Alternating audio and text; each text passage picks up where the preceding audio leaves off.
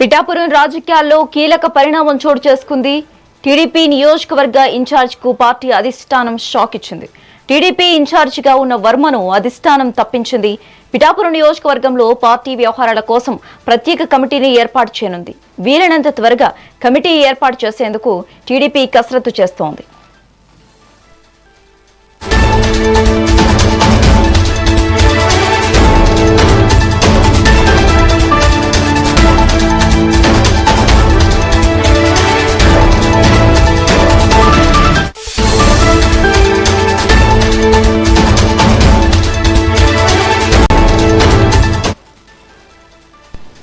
పిఠాపురం రాజకీయాల్లో కీలక పరిణామం చోటు చేసుకుంది. టీడీపీ నియోజకవర్గ ఇన్ఛార్జ్ కు పార్టీ అధిష్టానం షాక్ ఇచ్చింది.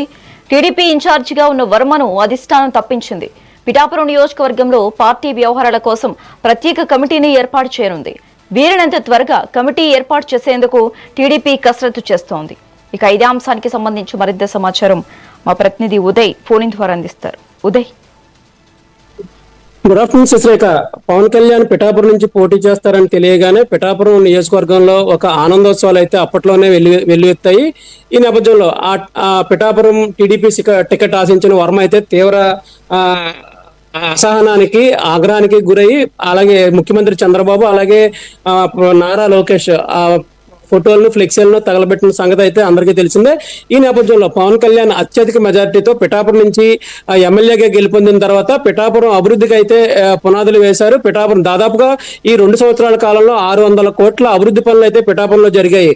ఈ నేపథ్యంలో అంటే పిఠాపురంలో ప్రతి విషయానికి ఏదో రచ్చ చేయాలనే ఉద్దేశంతో ఈ టికెట్ ఆశించి భంగపడ్డ వర్మ అయితే ఈ అభివృద్ధి పనుల్లోనూ అలాగే ప్రభుత్వ కార్యక్రమాల్లోనూ జోక్యం చేసుకుంటూ కేడర్ని రెచ్చగొట్టే పనుల్లో అయితే నిమగ్నమయ్యారని చెప్పుకోవచ్చు. గతం నుంచి చూసుకుంటే మహిళలకు ఉచిత బస్సు పథకం పెట్టినప్పుడు జనసేన నేతలు ఒక బస్సుని, అలాగే టీడీపీ తరపున వర్మ నాయకత్వం వస్తూ మరొక బస్సుని అయితే అక్కడ ప్రారంభించడం జరిగింది. అప్పట్లోనే తీవ్ర విమర్శలకు అయితే ఈ వ్యవహారం అయితే తావిచ్చింది. ఇదే కోవలో అసలు ఇదే పందాలో ఆయన అయితే నడుచుకుంటున్నారని చెప్పుకోవచ్చు. ప్రభుత్వ కార్యక్రమాలు జరిగినప్పుడు ప్రతి విషయానికి అంటే ప్రభుత్వ కార్యక్రమాలు ప్రతి దాంట్లోనూ తలదూరుస్తూ పవన్ కళ్యాణ్ ఫోటో పెద్దదిగా ఉంది, చంద్రబాబు ఫోటో చిన్నదిగా ఉందని లేని రాద్ధాంతం చేసి అక్కడున్న జనసేన అలాగే టీడీపీ కార్యకర్తల మధ్య తీవ్ర దుమారాన్ని లేపి తీవ్ర అగాధాన్ని అయితే ఏర్పాటు చేశారు. వారిద్దరి మధ్య అంటే 2 పార్టీల మధ్య అయితే అభిప్రాయ భేదాలు అలాగే ఆధిపత్య పోరు సాగేలా అయితే వ్యవహారం సాగించారు. తాజాగా మొన్న జరిగిన ప్రభుత్వ కార్యక్రమంలో పవన్ కళ్యాణ్ ఫోటో పెద్దదిగా ఉంది, అలాగే చంద్రబాబు నాయుడు ఫోటో చిన్నదిగా ఉందని తీవ్ర దుమారం అయితే రేపారు. అక్కడ ఉన్న ప్రభుత్వ అధికారులపై తీవ్రంగా విరుచుకుపడ్డారు. ఈ నేపథ్యంలో మాజీ ఎమ్మెల్యే పెండం దొరబాబు అలాగే జనసేన జిల్లా అధ్యక్షుడు తుమ్మల బాబుపై కూడా తిరగబడ్డారు. ఈ నేపథ్యంలో జనసేన నేతలంతా వర్మపై అయితే దాడికి అయితే ప్రయత్నించారు. మొత్తం మీద జనసేన నాయకులు అటు టీడీపీలో కొంతమంది కూడా ఈ గొడవను సద్దుమణిగేలా చేశారు. ఈ రాద్ధాంతం అంతా చిలికి గానివానుగా మారింది. చంద్రబాబు నాయుడు ఏపీ ముఖ్యమంత్రి చంద్రబాబు నాయుడు దీనిపై తీవ్రంగా స్పందించారు. కుర్చీల విషయంలోనూ ఫ్లెక్సీల విషయంలోనూ కొట్టుకోవడం సమంజసం కాదు.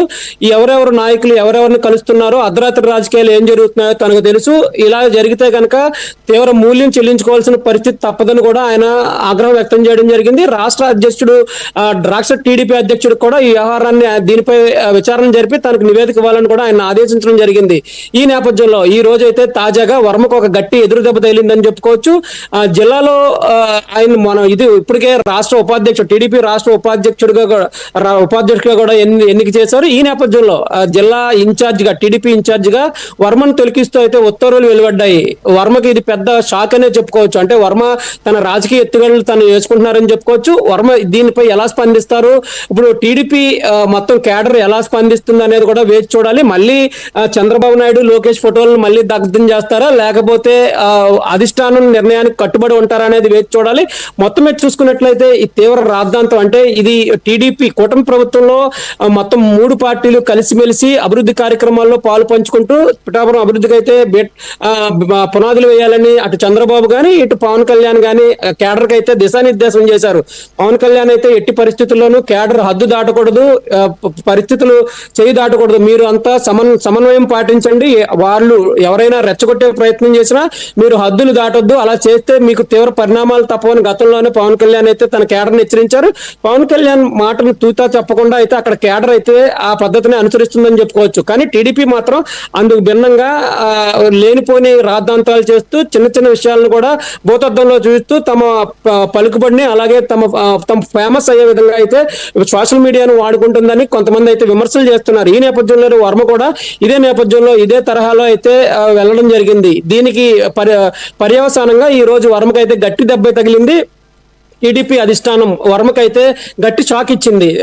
టీడీపీ ఇన్ఛార్జ్ గా ఇప్పటివరకు బాధ్యతలు నిర్వహిస్తూ కొద్ది గొప్ప ప్రజల్లోకి వెళ్తూ ఉన్న వర్మ అయితే ఇప్పుడు మొత్తం టీడీపీ ఇన్ఛార్జ్ బాధ్యతలను అయితే వెనక్కి లాక్కోవడం జరిగింది. ఇక్కడ ఒక కమిటీని అయితే ఏర్పాటు చేయాలని సూచించారు. ఈ కమిటీ కూడా త్వరలోనే తన కార్యకలాపాలను అయితే ప్రారంభిస్తుంది. పార్టీ అభివృద్ధికి అయితే దోహదం చేసేలా ఈ కమిటీ పనిచేస్తుందని కూడా ఆ పార్టీ అధిష్టానం చెప్పడం జరిగింది. దీనిపై వర్మ ఎలా స్పందిస్తారు, అటు జనసేన నాయకులు కానీ కేడర్ కానీ స్పందిస్తారా లేదా అనేది వేచి చూడాలి. ఎందుకంటే జనసేన దీనిపై ఎటువంటి పరిస్థితుల్లోనూ నోరు మెలిపే ప్రయత్నం అయితే చేయదు. ఎందుకంటే పవన్ కళ్యాణ్ వారికి దిశానిర్దేశం అయితే చేశారు. గట్టిగా పవన్ కళ్యాణ్ వారికి అయితే కొన్ని నియమాలు నిబంధనలు పెట్టడం జరిగింది. ఎట్టి పరిస్థితుల్లోనూ కూటమి పార్టీల పై విమర్శలు చేయడం కానీ, అక్కడ పార్టీ నేతలపై దాడులకు పాల్పడడం కానీ, అసహనాలు అసమ్మతులు వ్యక్తం చేయడం కానీ చేయకూడదని ఆయన చెప్పడం జరిగింది. ఆ మేరకే జనసేన నాయకులు అయితే పనిచేస్తున్నారు. కానీ టీడీపీ వారు ఇప్పుడు ఈ నిర్ణయం వెలువడిన తర్వాత పిఠాపురంలో టీడీపీ కార్యకర్తలు ఏ విధంగా స్పందిస్తారు, వర్మ వారిని నచ్చజెప్తారా, బుజ్జగిస్తారా,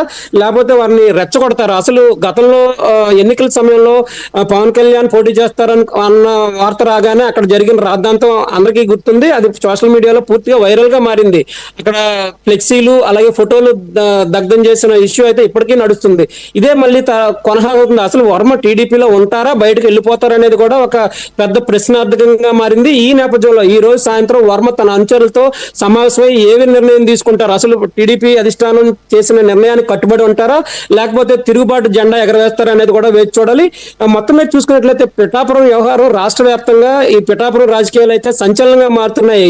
ఈ రాజకీయ అనుభవజ్ఞులు అలాగే రాజకీయ మేధావులు కూడా పిఠాపురం రాజకీయాల వైపు తీవ్రంగా చర్చించుకుంటున్నారు. ఇది ఎవరికి అంతుపట్టని ఒక రహస్యంగా మాత్రమే మిగులుతుంది. పిఠాపురం రాజకీయాల్లో ఏం జరుగుతుంది, ఎప్పుడు ఏ విధమైన పరిణామాలు ఉంటాయనేది కూడా ఎవరికి అంతుపట్టడం లేదు. ఈ నేపథ్యంలో ఈ రోజు జరిగిన సంఘటన, ఈ రోజు టీడీపీ పార్టీ అధిష్టానం తీసుకున్న నిర్ణయం ఏ వివాదాలకు దారితీస్తుంది, వర్మ అనుచరులకు కానీ వర్మ కానీ దీనిపై ఎలా స్పందిస్తారు, వారి పయనం ఎటువైపు ఉంటుంది అనేది కూడా వేచి చూడాల్సిన పరిస్థితి ఉంది.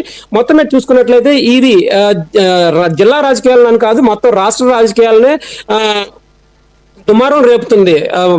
ఈ రాజకీయ మేధావులు కానీ, రాజకీయాల్లో తలపండిన నిష్ఠాతులు కానీ, అసలు పిఠాపురంలో పవన్ కళ్యాణ్ ఎంటర్ అయిన తర్వాత పిఠాపురం రాజకీయాల్లో సమూలమైన మార్పులు వచ్చాయి. పిఠాపురం రాజకీయాల్లో పవన్ కళ్యాణ్ అక్కడ ఎమ్మెల్యేగా గెలుపొందిన తర్వాత మిగిలిన వారి రాజకీయ భవిష్యత్ అంతా మొత్తం కొట్టుకుపోయిందని చెప్తున్నారు. పవన్ కళ్యాణ్ సునామీలో మిగిలిన రాజకీయ నేతలు అసలు ఎవరు ఉండట్లేదని చెప్తున్నారు. ఈ మేరకు ఈ నిర్ణయంతో వర్మ ఏ నిర్ణయం తీసుకుంటారు అనేది వేచి చూడాల్సి. Okay right, thanks for the updates Uday.